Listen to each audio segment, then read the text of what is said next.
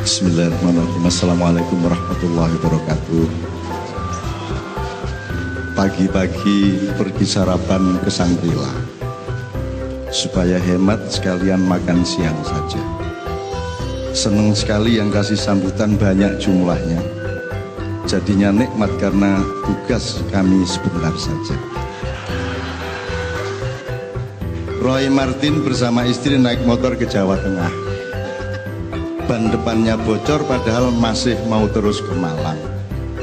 Kita yakin Gapensi ini kontraktor menengah dan bawah. Jangan anggap mereka koruptor kelas hambalang. Ini kan molor dari jadwalnya, sehingga saya tanya konfirmasi ini masa jabatannya sampai jam berapa.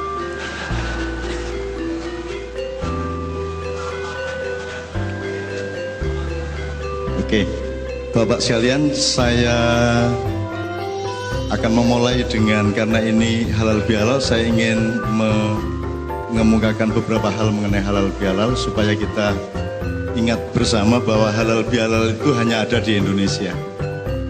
Di Arab tidak ada, di Timur Tengah tidak ada, di Pakistan tidak ada, di mana-mana tidak ada. Itu karyanya Bung Karno. Jadi pokoknya kalau di Arab itu ya Idul Fitri sudah selesai, sholat sudah selesai, setelah itu nonton film porno lagi. Kalau di Indonesia ono kupatan, ono macam-macam lah. Kita masih menerjemahkan hari raya itu ibarat Idul Fitri itu ibarat puasanya itu benih padi, Idul Fitrinya itu padi. Kemudian kita masak menjadi halal bihalal, berhari raya itu nasinya, kira-kira seperti itu. Ini halal bihalal bahasa Arab perkata, tapi kalau digabung menjadi bukan bahasa Arab. Jadi ini betul-betul orang Arab bingung, termasuk malaikat Jibril waktu datang pertama ke Indonesia. Apa kira? Kok ada halal bihalal ini? Halal memang bahasa Arab, bi juga bahasa Arab, artinya dengan. Tapi kalau digabung halal bihalal, idiomatik seperti itu tidak ada di dalam bahasa Arab. Tapi maksudnya jelas lah. Pokoknya dengan kita berhari raya, berhalal bihalal, sawalan seperti ini, kita mencoba ridho dan ridho satu sama lain, saling memaafkan. Kata-kata mohon maaf lahir batin juga hanya ada di Indonesia. Itu juga lucu. Mohon maaf. Mosok mohon maaf lahir tok, mosok mohon maaf batin tok, kan yo gak iso. Nek mohon maaf ya mesti lahir karo batin sekaligus. Jadi mohon maaf wis cukup jane. Tapi wong Indonesia lak seneng bojo akeh, dadi mohon maaf ditambah lahir karo batin kan gitu. Masih duduk bojo tapi yang duwe simpenan akeh, terutama nek wis gajine meningkat. Bapak-bapak sekalian, di dalam Islam yang kita kenal sebenarnya ridho birridho. Itu pun sebenarnya idiomatik yang paling ada di dalam Al-Quran itu radiyatan mardiyah. Jadi Anda sama Allah kan tiap hari mencari ridho, tapi sebenarnya Tuhan tuh tidak repot-repot amat kasih ridho, jadi mudah cari ridhonya Allah tuh gampang sekali, asal berbuat benar ya dapat ridho. Yang susah itu Anda ridho sama Tuhan. Yang susah itu kalau kerjaan kita membuat pusing, terus kita tidak bisa terima keadaan ini. Padahal keadaan itu sudah terlanjur terjadi, dan kalau hal sudah terlanjur terjadi, berarti dia ada 4 kemungkinan.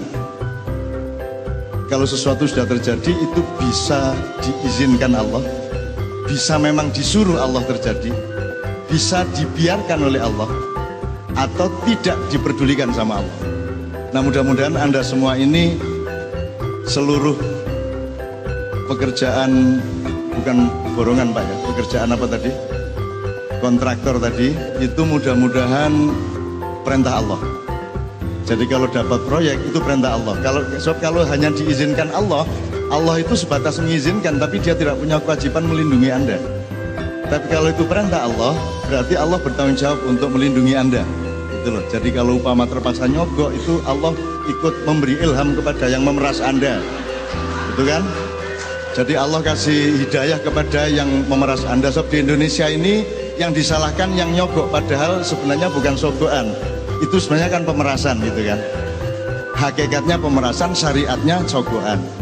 Nah, orang Indonesia itu lebih berpihak kepada syariat daripada kepada hakikat. Jadi selalu kasusnya di pengadilan itu nyogok, nyuap. Padahal sebenarnya bukan nyuap itu. Sebab kalau tidak nyuap, ketika itu temen tidak tanda tangannya ya. Jadi sebenarnya hakikatnya pemerasan gitu. Nah, ini mumpung ada yang mewakili Pak Karwo, saya kira mulai tahun ini tidak ada masalah lah soal begitu-begitulah. Nah, tapi ya bodoh ngerti ini lah rek ya, cuma. Lega, soalnya ini orang Jawa, Jawa Timur pisan, ludruk pisan. Jawa tok wis nyanyelno, Jawa Timur pisan, ludrukan pisan wis nyanyelno pol wis. Mulane Gus Dur iku sampai saiki karo Gusti Allah gak diurus, jarno wis. Wis sakarepmu dur kon mlebu swarga mlebu sakarep-karepmu wis. Gimana angel-angel dur wis. Aku ngelu aku ndolek regulasi awakmu iki angel iki.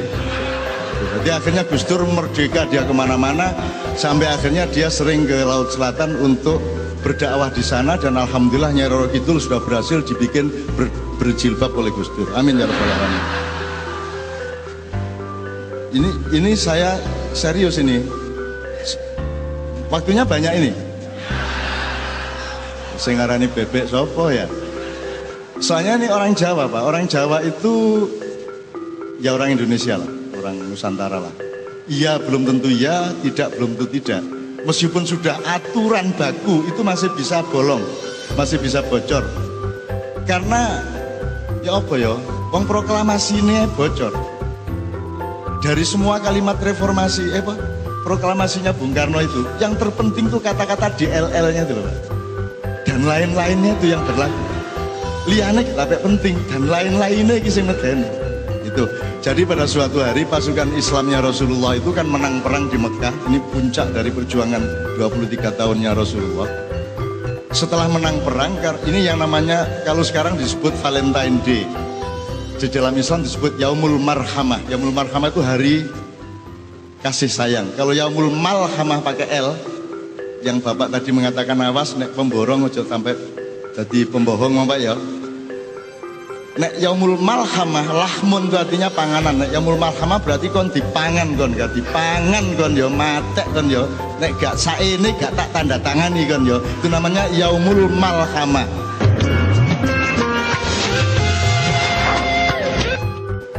Nek Yaumul Malhamah, lahmun itu artinya panganan. Nek Yaumul Malhamah berarti kon dipangan kon, gak dipangan kon yo, matek kon yo.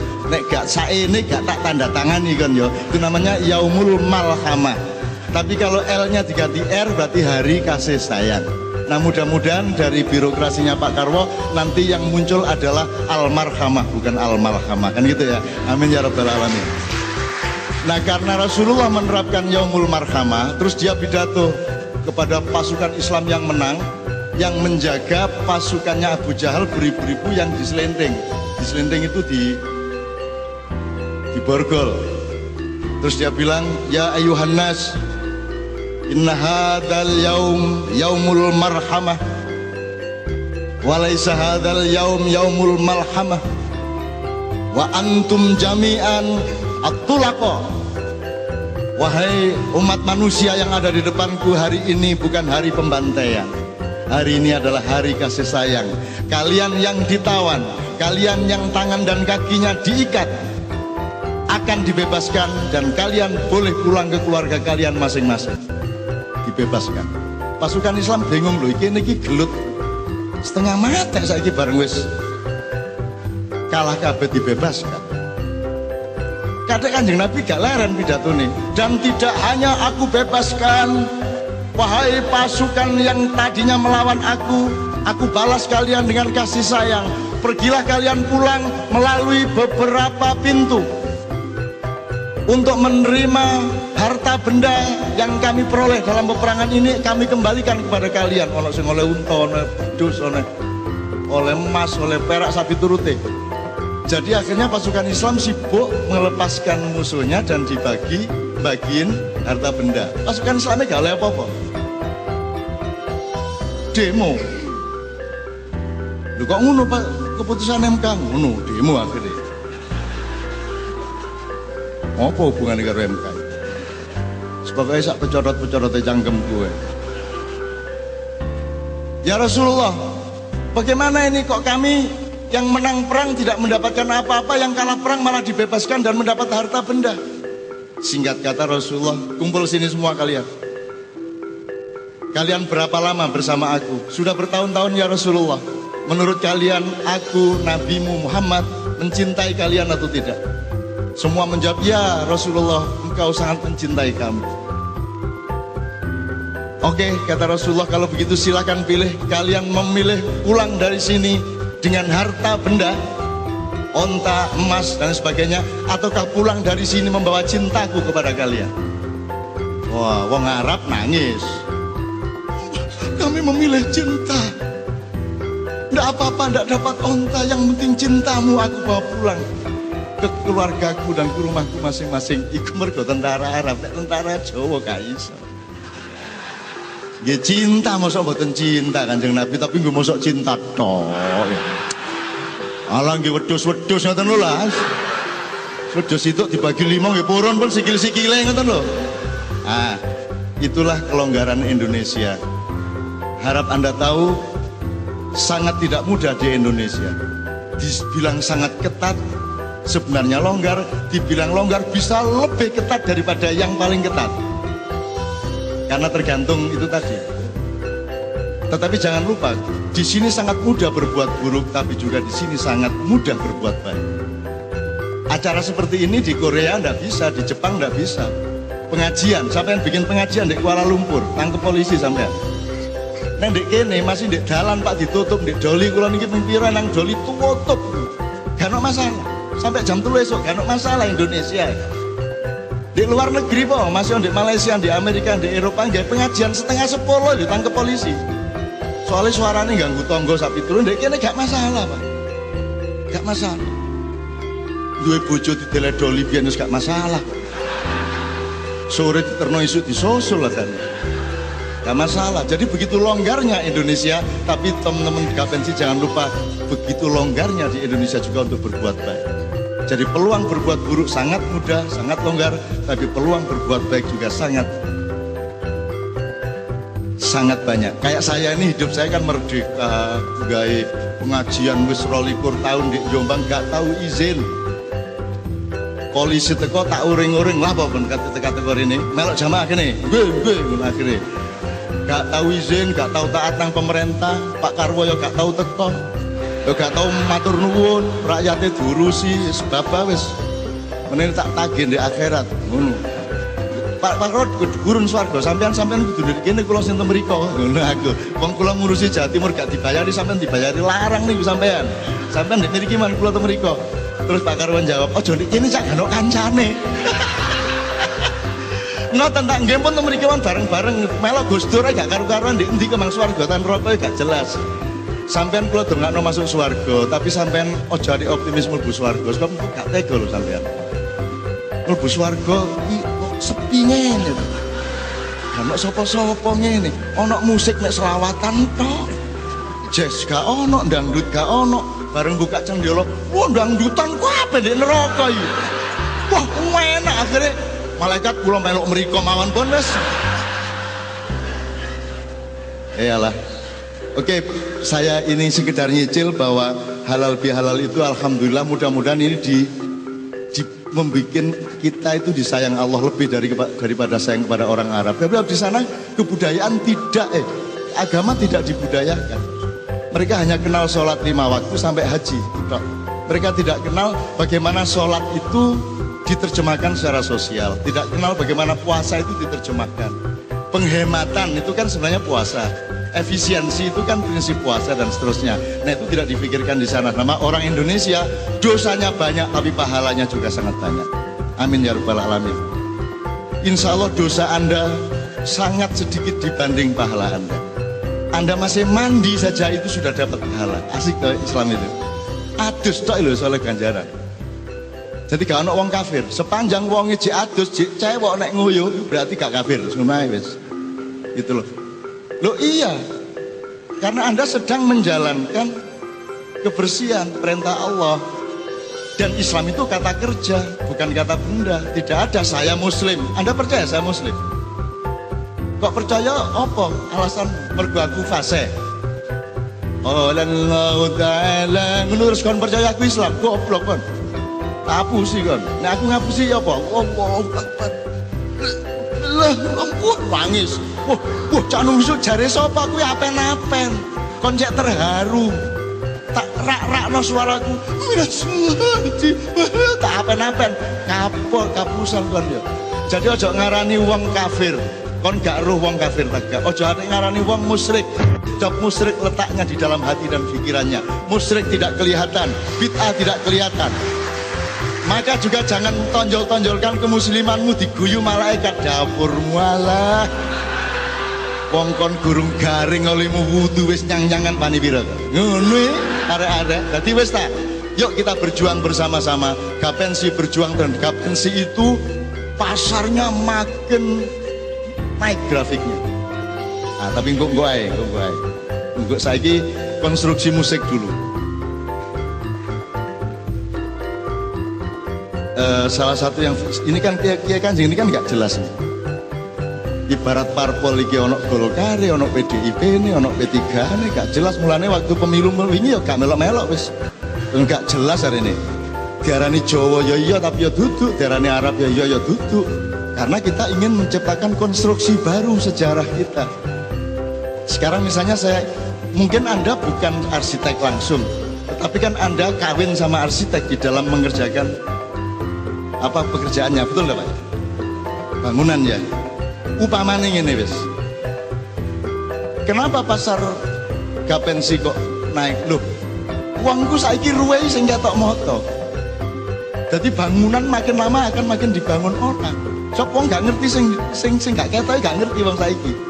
Sing jenenge maju ki nang duwe omah gedhe lak ngono sih. Sing jenenge sugih ki duwe gedung gedhe lak ngono sih.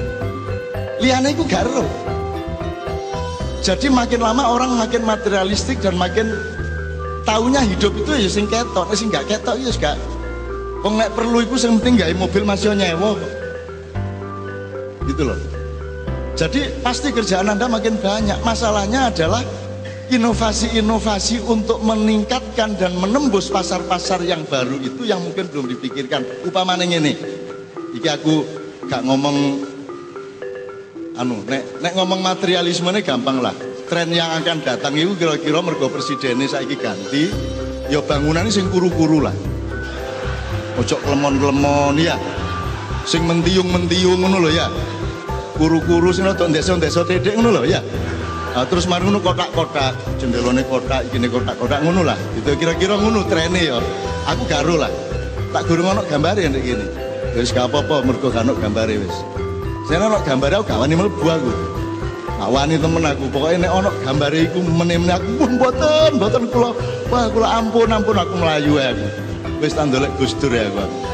Padha gendenge soalnya. Yang belum pernah dipikirkan itu gini. Orang tuh paling sing didelok wah apik omahe, wah garise ngene, wah warnane ngene, wah bentuke ngene, wah iki arsitektur model iki, wah iki bangunane kuat sak piturute. Tapi orang tidak pernah menawarkan konstruksi rezeki. Lho, ana ta Mas sing ngrejekeni. Lho mulane sinau ta nek Cina ana jenenge hoki, lawang delen ndi ngadep nang ndi. Wis oke, kon gak gelem-gelene oke, nganggo Quran wis. Nganggo Quran wis.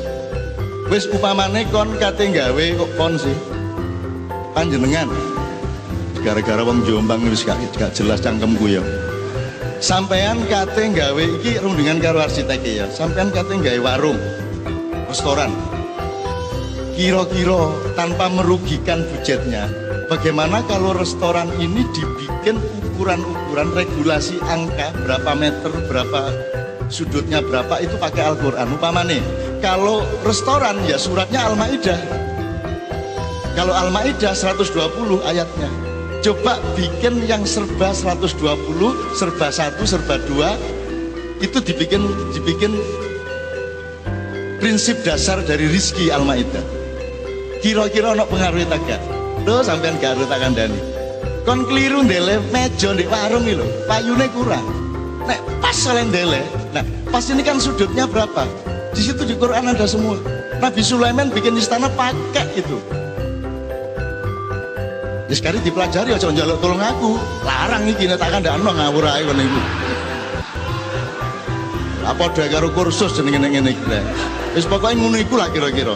Nek sampean kate gawe gedung PLN, gedung yang urusannya sama pencahayaan, ya pakai An-Nur. Kalau An-Nur ayatnya berapa? Berapa jumlah ayatnya? Kemudian ayat-ayat yang aksentuatif terhadap pencahayaan ayat berapa? Misalnya ayat 35. Coba pakai ukuran 35. Wes toh, jajal kira-kira beda tak gak rezekine sing nggo-nggo. Sampean jajal wong gak rugi. Gak rugi kok. Upamane ngene wis, ngene. Wong saiki lah semakin modern tidak ngerti utara selatan, ngertinya kanan kiri. Untung Anda orang Jawa, jek ngerti lor kidul. Mungkin sampai ngidul titik terus menggok ngulon. Jek iso ndek kene. Di Jakarta ngomong ngono dijundun ndasmu. Wis gak ero kulon ndukur nisor lho gak ero. Aja meneko etan kulon. Jadi sudah tidak kosmologis, mereka sudah parsial, sudah sangat sempit. Nah, kalau Anda bikin dari mana air Anda ambil? Misalnya titik ambilan airnya, apa itu langsung pakai sanyo atau itu titik utama dari datangnya PDAM? Terus nanti kamar mandinya di mana, dapurnya di mana? Itu tolong dibikin garis lurus ke Ka'bah. Upamane lagi, garis lurus ke Ka'bah, wes toh. Itu yang saya tawarkan. Jadi nggak menawarkan bangunannya dok, tapi menawarkan kualitas rizki yang dikandung oleh arsitekturnya. Iki tak terus rugi dewe aku. Gak wes ilmu larang-larang akeh soalnya akeh. Sampean poco Quran kuabeh itu Anda mau bikin gedung apa ada di surat Quran, ada di Quran, semua ada. Bikin meja letakkan di mana, berapa meter dari pojok sana, itu semua ada ukurannya. Pertama-tama yang harus Anda cari rumahnya Rasulullah itu luasnya berapa, panjang berapa, lebar berapa. Nah iku garo kon ndonga, ya Allah lancarkan kerjaanku, dinyak karo Muhammad, Allah kamar gue garo luase yo kadek njaluk-njaluk nang Gusti Allah kan gitu. Padahal doamu itu hanya dengan syafaat Rasulullah akan mendapat kemurahan untuk kabul dari Allah.